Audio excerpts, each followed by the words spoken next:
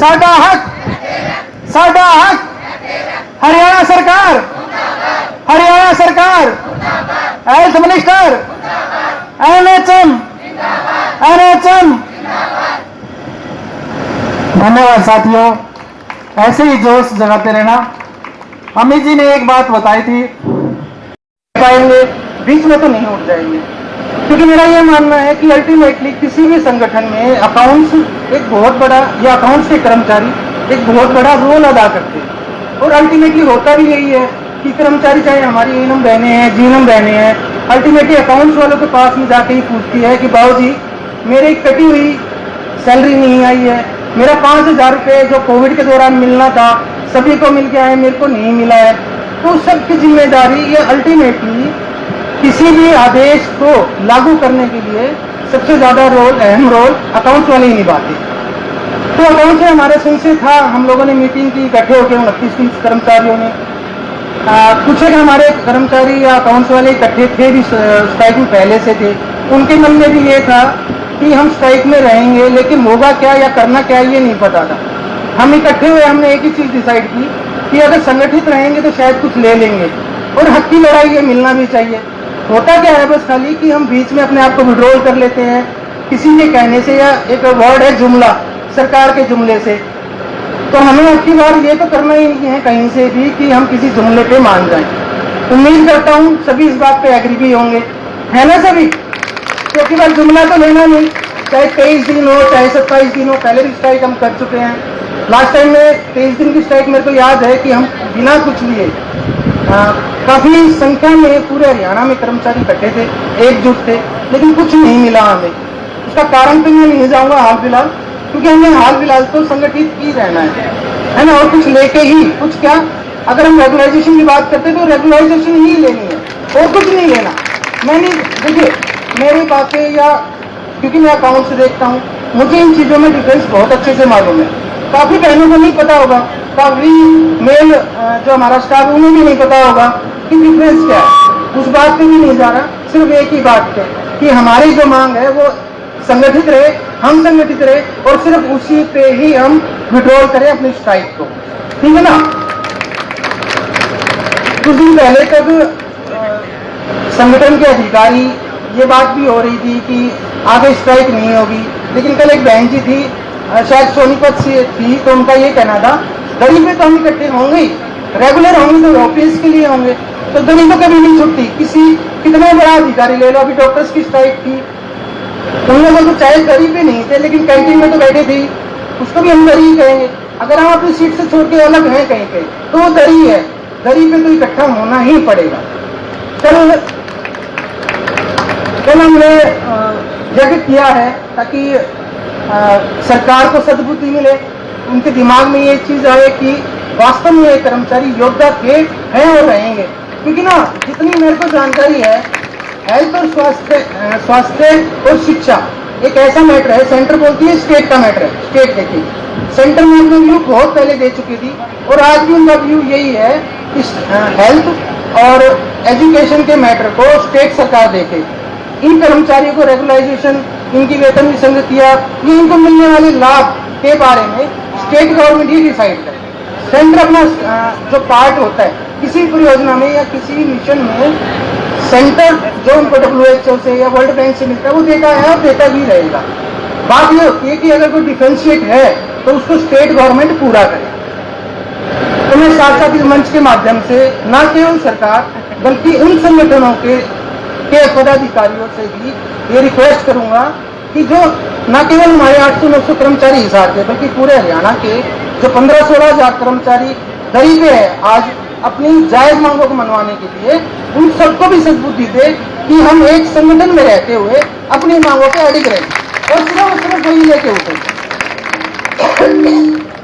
आज हमारे कर्मचारी नेता पूरे हरियाणा से रोहतक में इकट्ठे हो रहे हैं। उसका मेन टारगेट यही है कि हमारी फर्दर आगामी दिशा क्या रहेगी, स्ट्राइक को लेके किस लेवल पे हमने बात करनी है, किस टारगेट को हमने अचीव करना है, उसके रिसोर्सेज क्या रहेंगे। किसी भी माध्यम से, चाहे वो कोई मीडिएटर आए, चाहे MP MLA या सरकार खुद डायरेक्टली ACS के माध्यम से, PA के माध्यम से, या मल्टीपल रिसोर्सेज होते हैं गवर्नमेंट के साथ में, तो उनके माध्यम से हमारे संगठन के पदाधिकारी ये सुनिश्चित करें कम से कम कि हम जल्दी से जल्दी सरकार के साथ हमारी वार्ता हो और पॉजिटिव योजना हो। हाँ, संगठन तो ये बिल्कुल छूट है, बल्कि हम सभी कर्मचारियों के तरफ से स्ट्राइक का कोई बाउंडेशन नहीं है। वो 2 दिन चले, ऑलरेडी 8 या 9वें दिन में हमें, बल्कि हम तो ये होता भी यही है यूनियनबाजी में या संगठन में, जितनी लंबी स्ट्राइक होती है सोच यही होती है कि हम उतना ही अच्छा अचीवमेंट करेंगे। तो स्ट्राइक का चाहे वो 22 दिन निकले, चाहे वो 23 दिन निकले, एटलीस्ट हम नहीं उठेंगे आपकी बात। ये मैं आप सभी से आशा रखता हूँ।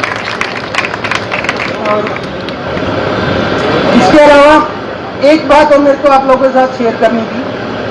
होता क्या आया है, जैसे मैंने अभी पहले भी बोला कि अकाउंट्स वाले अल्टीमेटली चीजें अकाउंट्स विंग पे आती है। किसी भी एग्जीक्यूशन को फाइनलाइज के लिए अकाउंट्स का विंग एक बहुत बड़ा विंग कहलाता है, एग्जीक्यूशन वही करता है।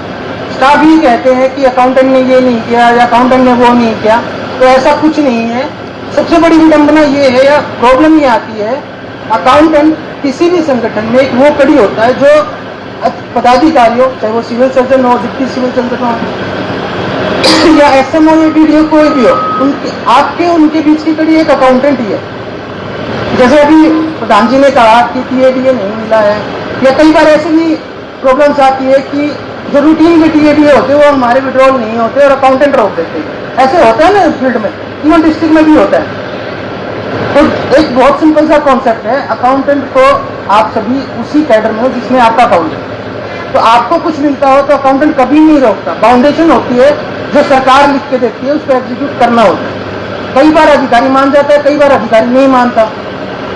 एक उदाहरण से बताता हूँ, 21 मार्च 2023 की मास कैजुअल लीव थी, सभी को बताई थी, और काफी बढ़ चढ़ के उसमें कर्मचारी शामिल थे। किसी संस्था की सैलरी विड्रॉल हुई है, किसी की नहीं हुई है, डिस्ट्रिक्ट में नहीं हुई है विड्रॉल। तो वो सब चीजें कुछ एक तो अधिकारी पे डिपेंड करता है, सारी चीज तो अकाउंटेंट भी डिसाइड नहीं करता ना। उसका काम होता है पुटअप करना, अधिकारी माने तो मान जाए। हाँ, ये बात जरूर है कि जब हम संगठित रहते हैं कि 29 कर्मचारी जो काम करेंगे उसमें चाहे एक अकाउंटेंट करे चाहे 28 करे, सभी वैसा ही करे। ये मैं खुद से भी उम्मीद रखता हूँ, हमारी अकाउंट्स टीम से भी उम्मीद। तो उसमें ऐसा कुछ नहीं है कि अकाउंटेंट जानबूझ के ऐसा कोई काम करता है कि जिसमें हमारे एनएचएम के कर्मचारियों किसी तरह का लॉस है, ऐसा कुछ नहीं है।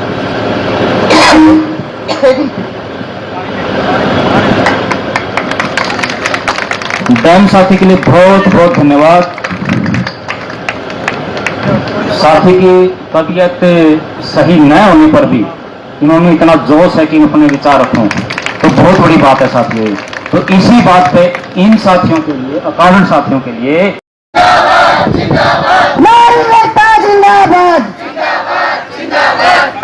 कर्मचारी जिंदाबाद, सजा मोर्चा जिंदाबाद, श्रेष्ठ कर्मचारी संघ जिंदाबाद।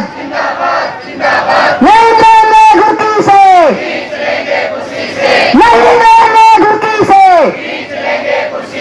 जय जुल्म की टक्कर में, जय जुल्म की टक्कर में हिटलरशाही नहीं चलेगी, तानाशाही नहीं चलेगी। जो हिटलर की चाल चलेगा, जो हिटलर की चाल चलेगा। अभी ताली अंगड़ाई है, अभी ताली अंगड़ाई है, शौक नहीं मजबूरी है, शौक नहीं मजबूरी है। हरियाणा सरकार मुर्दाबाद, हरियाणा सरकार हो बर्बाद। एनएचएम को पक्का करो, पक्का नहीं वरना कुर्सी खाली करो। एनएचएम को पक्का करो, एनएचएम को पक्का करो, वरना कुर्सी खाली करो, वरना कुर्सी खाली करो।